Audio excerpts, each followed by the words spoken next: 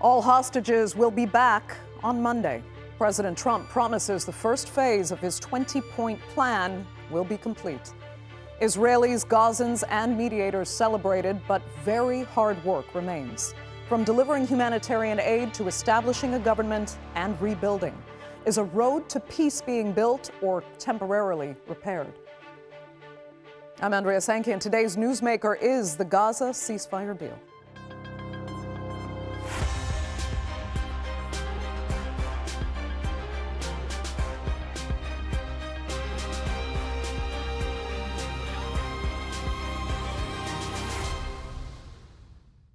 It is much quieter in the skies above Gaza today, and the sincere hope is that they will be permanently silent. But among those celebrating right now, there is a very cautious sense of optimism. Stopping the killing and bombing is one thing, but what Palestinians want is an end to occupation. And with most Israeli leadership promising never to allow for a Palestinian state or a one-state solution, is it possible to move beyond Israeli control over Palestinian lives? Here's a look. Sometimes, small actions herald some of history's big moments. The President of the United States is handed a note on a piece of paper during a group press conference. That's why we're all working with But that small note carries with it the potential of a turning point in the 2-year Israeli assault on Gaza. I was just given a note by the Secretary of State saying that we're very close to a deal in the Middle East, and they're going to need me pretty quickly, so I will take a couple of more questions. The breakthrough happened at the end of the third day of talks held in Sharm el-Sheikh in Egypt. Hamas and Israeli negotiators did not speak face-to-face with one another. Instead, Hamas, Israel, and US delegations remained separate, with senior officials from Egypt, Qatar, and Turkey acting as mediators. As the news broke, joy and celebrations in the streets. Thank God for the ceasefire, the end of bloodshed and killing. I'm not the only one happy. All of the Gaza Strip is happy. All the Arab people, all of the world is happy with the ceasefire and the end of the bloodshed. Thank you, and all the love to those who stood with us. We want to go home, to tend to our affairs, to check on our homes. Even though there are no more homes, but we still want to go home. We want to work. We have been sleeping and staying in the streets. International leaders sent in their congratulations and implored for the deal to be honoured. Under the agreement, which is only a portion of Trump's 20-point ceasefire deal, Hamas will release all 20 living Israeli hostages in the coming days in exchange for Palestinian prisoners, while the Israeli military will begin a withdrawal from the majority of Gaza to an agreed-upon line. Whether other elements of the Trump ceasefire deal will be agreed to remain unclear. Hamas disarming, the governance of Gaza and Palestine as a whole, and whether Israel will ever permit the establishment of the two-state solution are still thorny issues which, for now, remain unchanged and stuck in their current state. And even though it's just a partial agreement to stop fighting, smoke from explosions was seen on Gaza's horizon from strikes early on Thursday morning. The hope among Palestinians across the world is that by agreeing to a small part of a wider ceasefire plan, it might just turn this war of the past 2 years and 2 days into a more permanent peace. Well, let's look further now at this latest step in securing a ceasefire. And joining me in the studio is Palestinian analyst and writer Kamel Hawwash. From London, president of the U.S. Middle East Project and former advisor to the Israeli government, Daniel Levy. From Exeter, UK, journalist Jehan Alfarra. And joining us shortly from Chicago, Palestinian-American international lawyer and activist Lara Elborno. Thanks all so much for being with me. Daniel, I know we only have you for a few minutes, so I need to ask you, what got Israel to this point? They probably could have continued bombing with impunity to, quote, eliminate Hamas. So what was it that truly pushed Netanyahu's hand?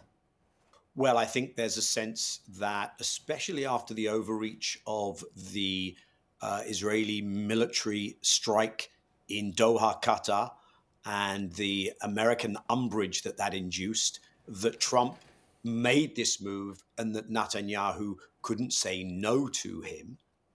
But also because Netanyahu managed to get terms that he feels he can go back and sell as a victory narrative to the Israeli public. And that is one of the real questions that hovers over this deal, whether indeed this will lead to a proper Israeli withdrawal, a full Israeli withdrawal, real humanitarian access, and whether Israel will desist from what it has done in the past, which is to resume military action in Gaza. Of course, we should also expect Israel to continue its destruction, displacement, its illegal activity in the West Bank. So Netanyahu feels he's not in a particularly bad place. If we don't see defections from his coalition, I think that will be borne out. But, and this is also important, part of what has gone on here should not be attributed to President Trump. It should be attributed to the ability, the mobilization of people around the world who have put their governments in an uncomfortable position where pressure was beginning to be generated. Netanyahu started to talk about isolation. Israel started to feel that some of its impunity was being chipped away at because there was this public pressure on governments who preferred not to act. And I think that was part of the story. And I think as a takeaway for people watching, a crucial part of the story, because if one doesn't want to see a return to violence, if one doesn't want to see the continuation of occupation and apartheid as the overall framing, which is never going to deliver security for anyone, of course, then the pressure will need to be sustained and redoubled in order to get from this fragile ceasefire to something far more promising in the future. Right. It's interesting what you mentioned earlier in your answer, because it hasn't been said yet that, Netanyahu's campaign will begin soon. He is actually thinking about going into an election and what he's going to need from the Israeli public so that, A, he is reelected and B, doesn't go to prison. But let me ask you, are you confident now, Daniel, that Netanyahu's government will indeed accept this deal? Because there are those who see the prisoners being released as a true threat to Israeli security. Look, a reality seems to have been created in a very particular, peculiar, and distinct way by this American administration that it is going to be hard to avoid that initial release of the Israelis, release of Palestinian prisoners, and partial Israeli withdrawal. It could still not happen. Right? There are still details, including which Palestinians will be released, that at the time of us talking are not yet fully clear. But if one does get through that first phase, then the question is, will Israel fully withdraw? I don't see any guaranteed commitment to them doing that. Will Israel resume attacks inside Gaza? Will it really let humanitarian assistance in? So there are more questions than answers at this stage. There is a tremendous potential sense of relief because, let us be clear, what is being done to the people of Gaza, the level of cruelty, of displacement, of killing, of destruction, of starvation, if that can be ameliorated and brought to some kind of end, that is a significant day. If people can look up at the sky and see hope and see an empty sky, not a sky full of drones buzzing and bombs whizzing.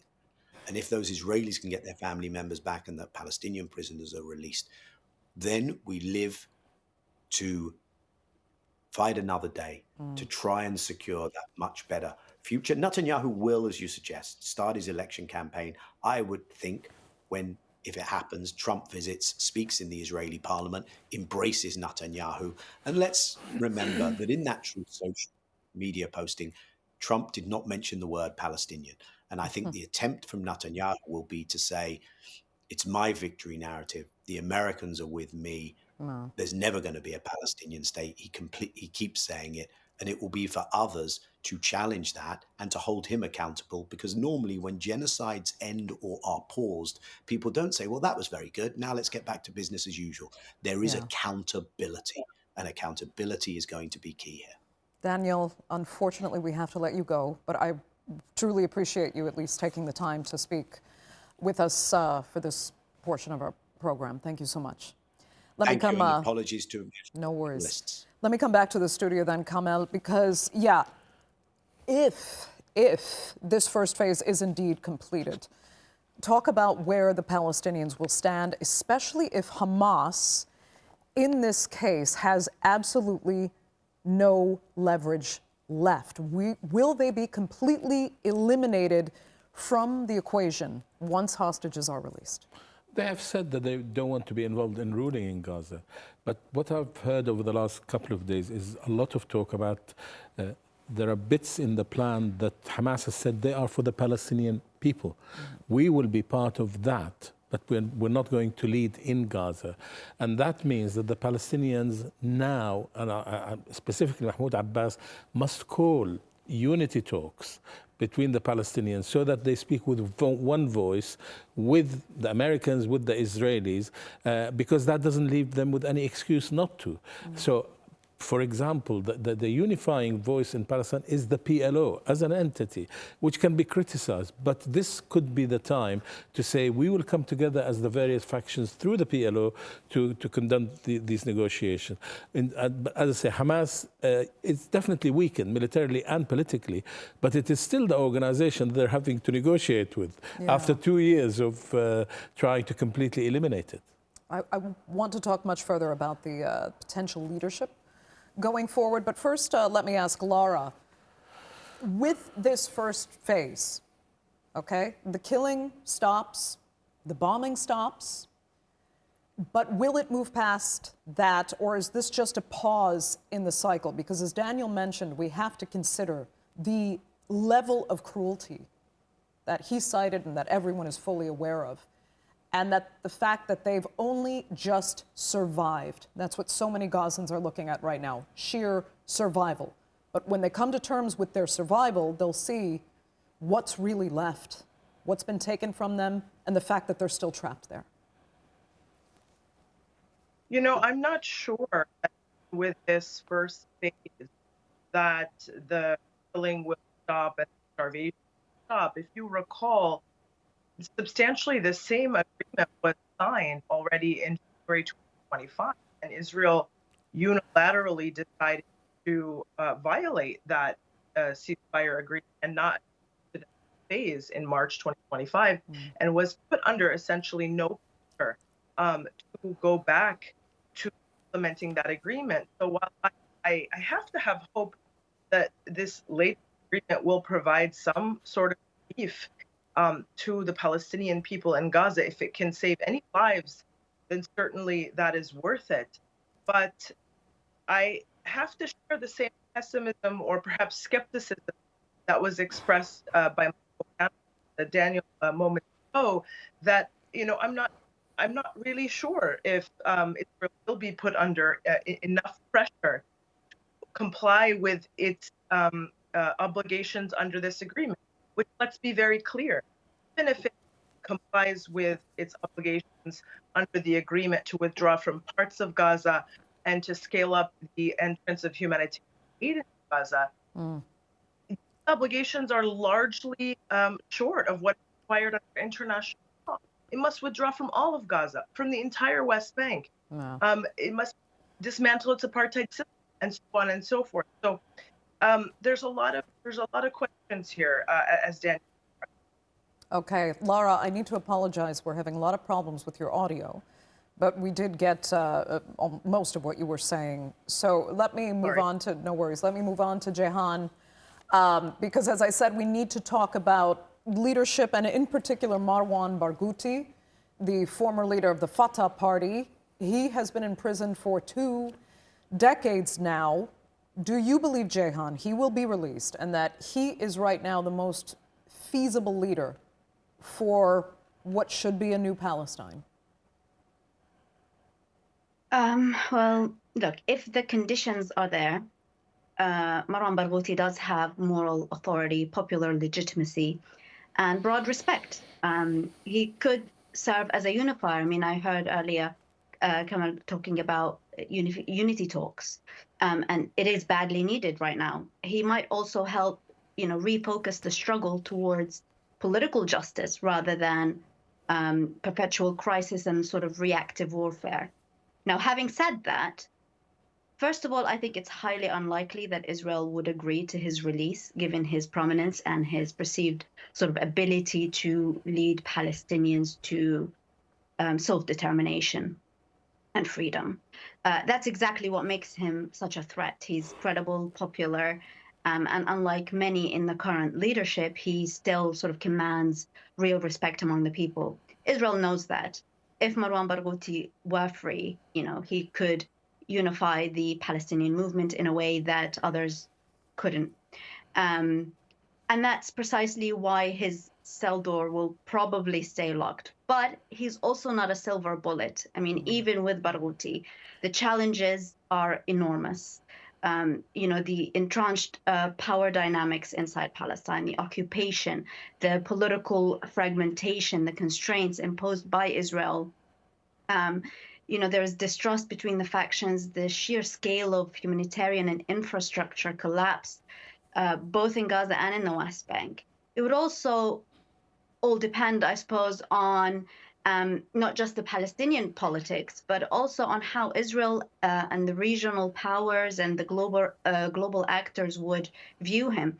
If he emerges as a real leader, it cannot just be symbolic. It must come with strong institutional backing, genuine political reform and accountability. Otherwise, there's a risk that, once again, hopes will be raised and then dashed again. And the international community would need to sort of support and insist on a credible new Palestinian leader being part of any negotiations or any sort of future governance, because at the moment, that is not even part of the talk, it doesn't seem.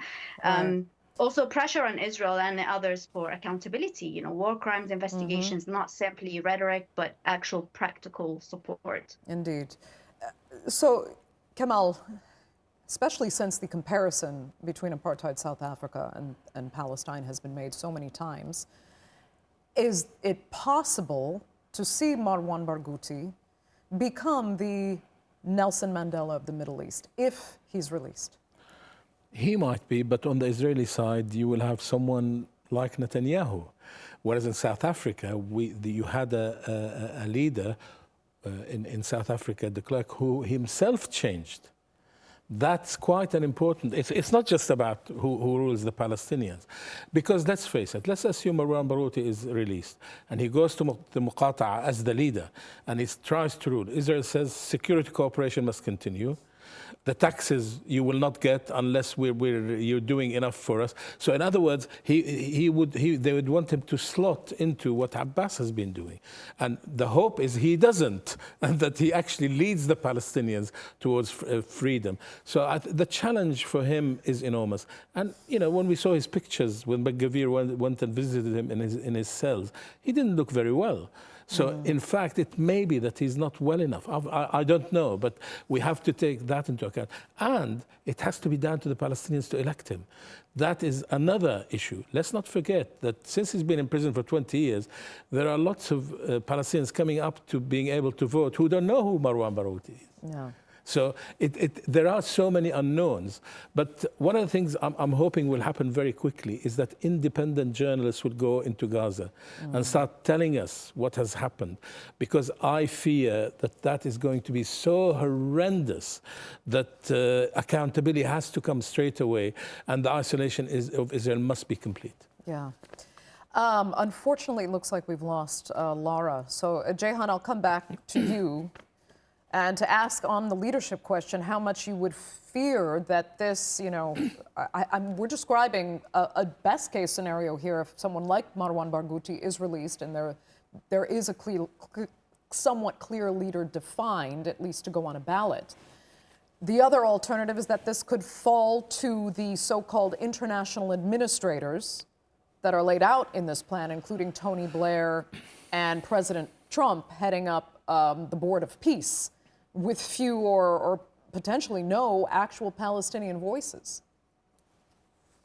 Yeah, I mean, this all goes back to how we feel about this deal to begin with. I mean, ceasefire is a relief. No one should minimize that. Palestinians are, for the first time in such a long time, after wholesale killing and slaughter and destruction, are able to breathe and to have a moment to grieve and to process and to bury the dead that are still under the rubble.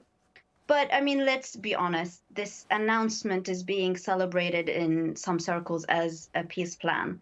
It's not peace. It stops the bombs, and that's something for sure to be grateful for, but it does nothing to fix what caused this horror in the first place. You know, Gaza's suffering and Palestinian suffering in general isn't just a humanitarian issue or a humanitarian tragedy, it's a political one. And until that political reality is faced head on, there won't be real peace and only sort of more cycles of destruction. Palestinians, you know, will still be living under the shadow of occupation, only this time, you know, as you said, it will come wrapped in the language of sort of peacekeeping. You know, it's not peace, it's control repackaged. And there's no real commitment to Palestinian leadership, to Palestinian self-determination. There's no end to occupation. Israel will still sort of keep, as they say, security control inside Gaza for as long as it wants. So, you know, in reality, this deal is vague on so many levels. And to me, it feels like a temporary arrangement that is designed to stop sort of the most visible horrors that we see and save Israel from itself. Because, you know, in the words of Trump himself, he said, you know, you cannot fight the world, the whole world. Israel cannot fight the whole world. But it still leaves the underlying injustice untouched. And, you know, let me come back to Kamel quickly, because there's so much that has to go into this to make it viable, to make any sort of new state or new sense of identity work again, not least trying to rebuild, to give, I mean, Gaza has just been leveled. And if you start rebuilding to try and build, you know, I want to say almost dignity back. People are living in tents, entire thousands and thousands of families living on the ground, in the rain, in camping tents. So if you rebuild, who is really going to start paying for that massive undertaking, especially if they know that Israel could potentially start bombing again? I mean, first of all, who should be paying? It should be Israel. Let's be clear.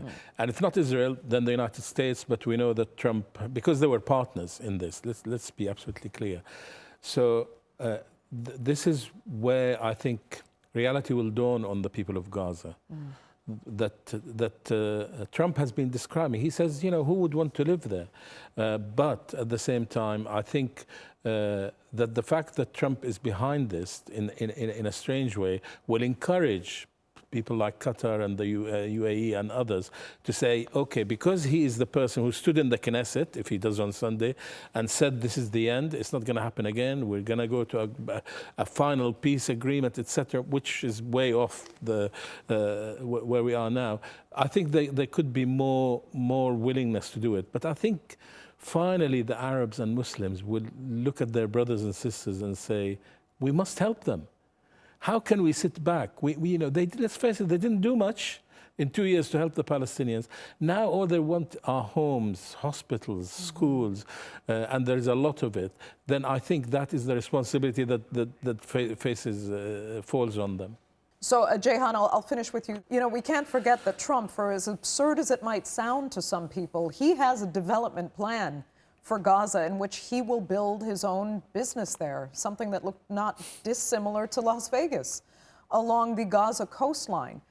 Could that somehow factor into rebuilding Gaza? Because then at least the United States would be financially invested in rebuilding, which would in turn deter Israel from, again, resuming a bombing campaign.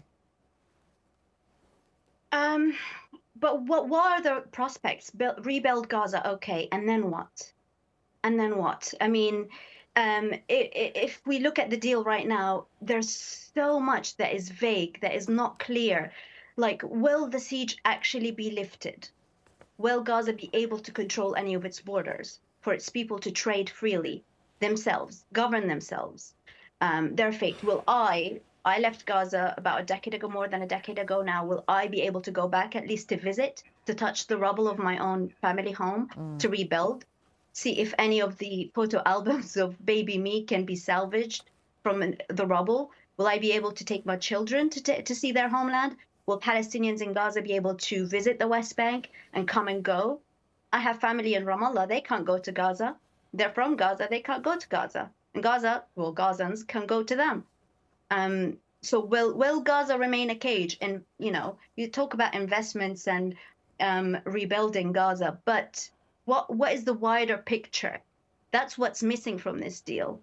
Back in the day during the siege, before this all kicked off, we had in Gaza 8 hours of electricity. It was in shifts. Yeah. Will that change? Gaza hasn't had electricity for 2 years now straight. People are relying on solar panels, people that have solar panels, and have to lug them around when they're displaced.